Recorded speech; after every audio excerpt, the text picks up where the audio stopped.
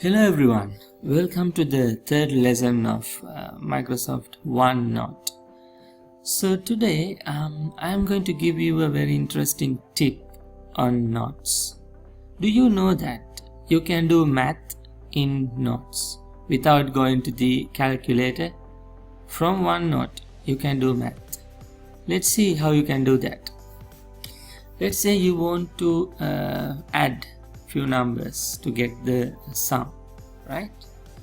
Let me type 250 plus 150 plus 100 and then type equal and click space bar in your keyboard. Bingo. Wow.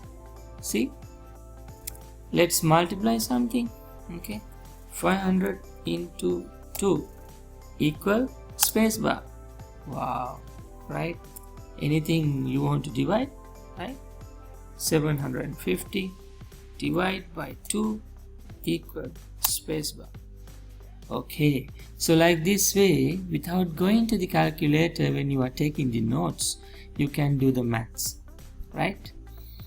Then if you want to delete the initial equation, you can remove that. See, it's not a problem. And then you can format whatever the format you want later, right?